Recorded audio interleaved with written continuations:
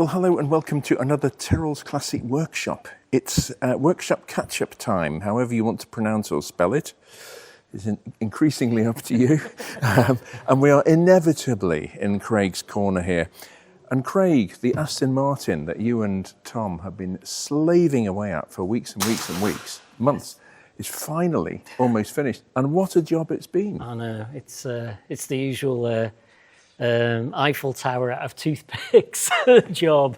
Seems to go on forever, yeah. And it's all of a sudden everything started to come into place. Right, so. Good. And this was don't think many cars had a hatchback in the 1950s. Yeah.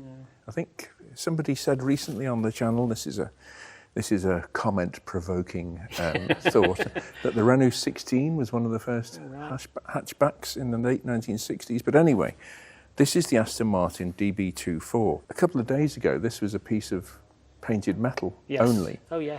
And I mean, you've been busy with the rest of the interior. That's the glass, isn't it, which is waiting to go in. There is. So, yeah, so it's trimmed in the headlining material with these finishing strips as well, and one of them was damaged, so we had to have that fixed. Yeah. Right. So, okay. And then me and James are going to put the glass in a minute. Right. So, yeah, so it's coming along. Yeah. And that there is a tool that fits the trim in the rubber groove, which I've always referred to as the tool that fits. And it puts the bright strip in the window rubber. Yes, the rubber into the, yes. So if we turn it over again. It puts the rubber into it. It's got that rubber strip. There's no chrome, is there? That's right, yes. It's on minis and things, old minis it was. And this. So that fits into the... So that fits. Yeah. So that's that profile, yeah. There. So that goes in there like that, basically. Yeah. And you end up with something like that, he says. Yeah. All clever stuff, but without this special whizzy tool, almost impossible. The Clayton, right, as we're being told. Absolutely, yes. There's never one around when you need one. Yes, he could be. Yeah. But let's have a look at the rest of the car. Okay. So there was a point when everything, it had to start appearing in the car, really. There was all the shelves were full of it. And Tom was sort of fashioning these, they're wooden, and they were broken from sort of their downwards on both sides. Maybe the other one was a little bit better. Right. But just dampness. Dampness coming through the corners of the windscreen over the years. We had to build them up. Everything, like we keep saying, everything was in a box. Yes. Really.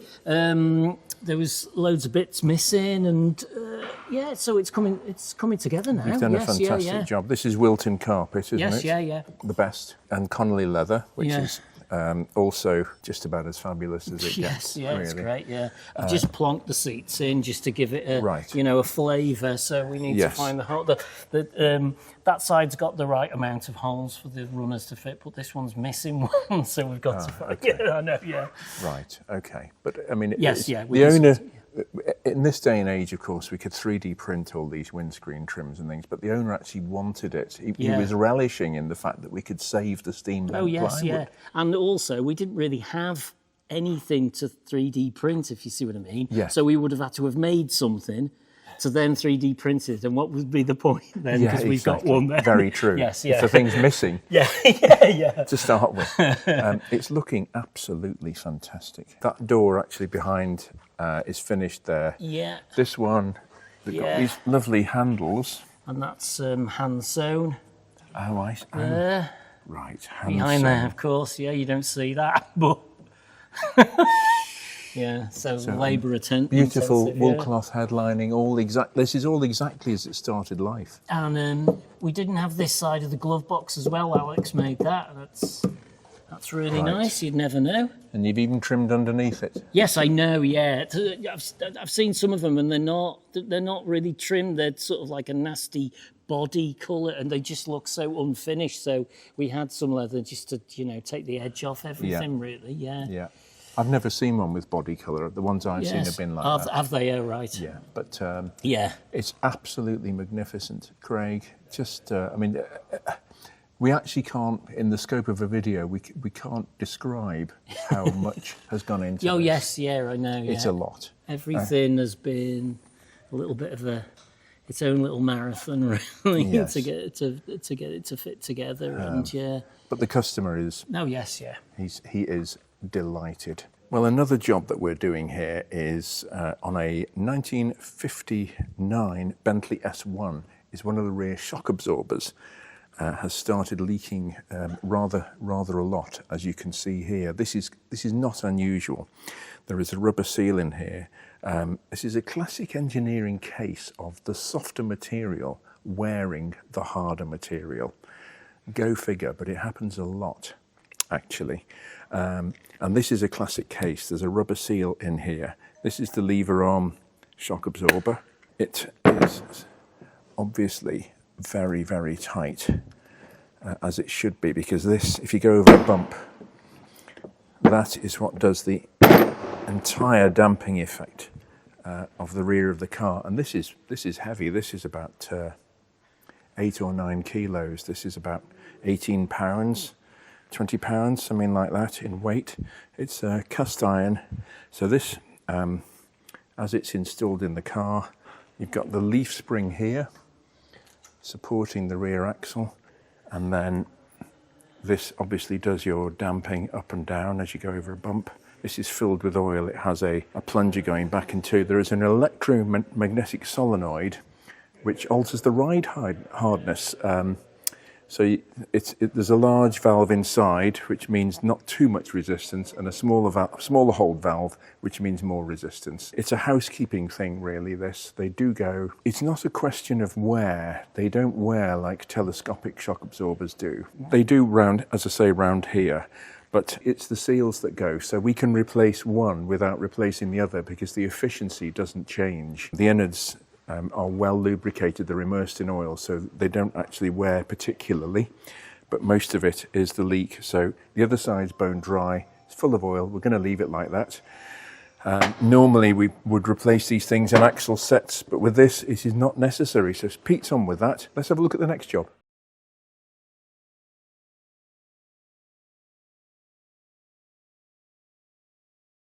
This car is well known to us. It's a regular customer. He has some exquisite cars and they're all in super beautiful condition. I've done a video on this car in the past, actually. This is an Aston Martin V8 Series 4, which means it's got the Weber Morelli injection, fuel injection, which they had from around about 1985, 84, 85 to when they finished production in 89. The exhaust system is all stainless steel all the way through. We've got what I call the cruciform section in the middle here. You can see the downpipes are actually ceramic coated to keep the heat in. This is a standard exhaust system which is 2¼ inch diameter. The Vantage system is 2½ inches. And that makes a difference actually to gas flow. It really is, like all internal combustion engines, particularly non-turbocharged ones where you can't adjust the boost because it just sucks in the amount of air it sucks in. It's very important, and that's why the Vantage was so easily tunable on the Aston Martin V8, because there was so much room for more gas flow. They are always hit here and scraped there, because this, when it's on the ground, is very low. I mean, speed bumps just love chewing up this sort of thing. The other noticeable thing about this is that the rear axle is a sort of halfway house between the old rear axles that cars soldiered on with, particularly in the US for decades and decades, with the cart springs and the live rear axle.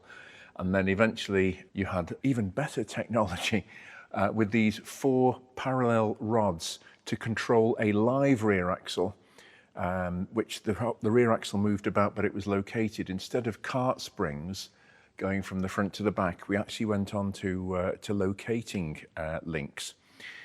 But this is sort of one away from independent suspension, if you will. So this is called a de Dion rear suspension.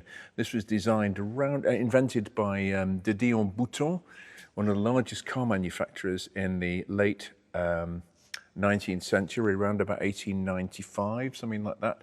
They invented this system. It's amazing how long these things carry on, isn't it, really?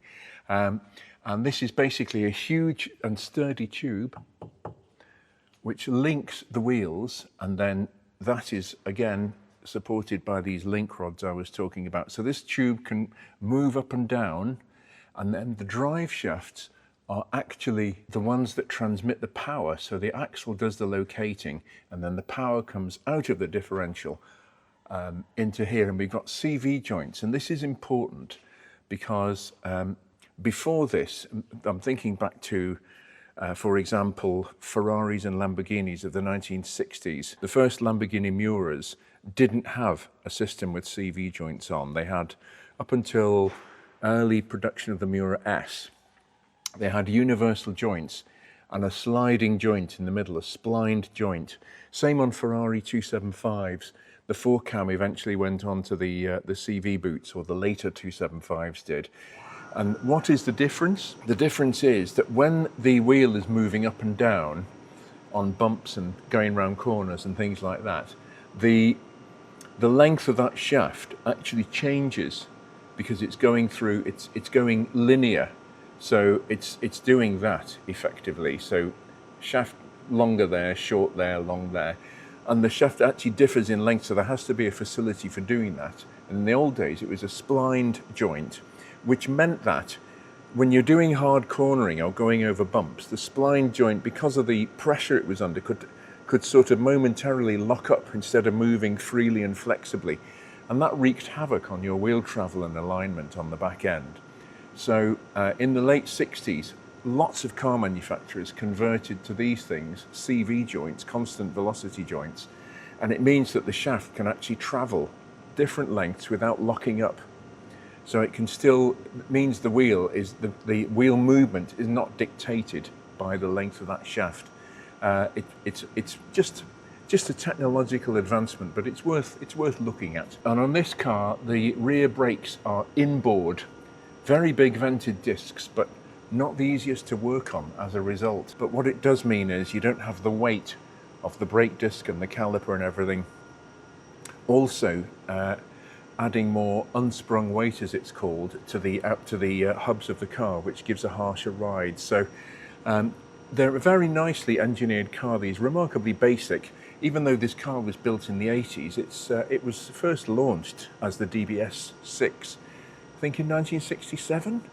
So it's very similar, really, but this particular car is just lovely. It's in for nothing more than a service, drop the fluids, change the plugs, all that good stuff, filters. Yeah, an interesting snapshot of sort of technology and engineering of different eras. Well, we did a video a few months ago on a Mercedes 500e or E500, depending on where it was in the production run, because that's actually switched halfway through. But this is the last of the line. This is one of the last 500 built. It's called an E500 Limited, very exclusive. It's sapphire blue paintwork, which most of them came in silver. These last generation cars, and he did them in 2 colours with a very special, wacky interior that could only have been conceived in Germany. And this car has come in for a few bits and pieces. It's absolutely beautiful condition. As I say, an incredibly rare car, this. To give you an example, the steering wheel, the interior woodwork is bird's eye maple, but unlike the likes of a Rolls-Royce or Bentley that had bird's eye maple interior, which is very light, a very, very light wood, this is actually stained wood, so it's darker than it would be in real life, and it's stained almost to black. It's a very, very dark either lacquer that's been applied or the wood has been dyed, one or the other. But the steering wheel, the actual outer veneer has started to split. So we've taken the steering wheel off. We can't power the car up because obviously the airbag is disconnected. We don't want any accidents with exploding airbags, thank you very much. But this car has come in for a few bits and pieces. It's in stunning condition. It's a beautiful car. Is it worth a video of its own? Bearing in mind, I've done a video on the other E500 or 500e we've got here. Just the smallest things. This car is going off to a hot climate when it's finished, and the air conditioning valve here It's a little Schrader valve with a spring-loaded tiny little seat, was actually just leaking marginally. So we've had to get a new valve. We have managed to get hold of one, and also it's very accessible, but that tiny little valve weeping the tiniest of air bubbles over time, all the refrigerant will leak out of that and your air conditioning will disappear. So yeah, it's actually a job. It's not much, it's more trouble to find the valve than it is to actually do the job, but it's worth doing. Who doesn't want air conditioning in hot weather? Regulars on the channel will remember this car. This is my own Ferrari 360. It's a manual Spider. It's only done 14,000 miles from new. It's got the challenge grille, it's got the windshields, it's got the carbon racing seats. It's a beautiful spec. But at the moment, it ain't moving anywhere because we've got a problem with the electronics. And I'm on a steep learning curve with these. I've had Adam from AE Performance, local to us here in Knutsford, not too far away. And he has been to look at this to see if he can waken up the electronics, because one day it just didn't start. So we're going to have this looked at. Apparently the right-hand ECU feeds the left-hand ECU. So the right-hand 4 cylinders trigger the left hand and or feed the left hand. Parts of the car are not talking to each other. This of course is CAN bus wiring generation, which means everything talks to each other. I did have somebody come to drive it a while back with a view to buying it, and he said it's one of the best 360s he's ever driven, and he's driven lots of them. But it was a bit of a hospital case because it had been very damp, the car. We've cleaned up lots of electrical connectors. I suspect, I mean, I've used this car quite a lot. It's done a few hundred miles in it, and it does drive well, but this is the sort of thing that can immobilize a car like this. Adam is very knowledgeable on these cars, and it's going in, it's booked in September to his workshop to be brought back to life. But I don't know, what do I do with it? I feel a bit uneasy selling it because it's had these moisture problems, but it is a very, very desirable and increasingly valuable Ferrari. That concludes another Tyrrell's Classic Workshop video. Thanks for watching. Please do remember to subscribe, and we'll be back with something else very soon.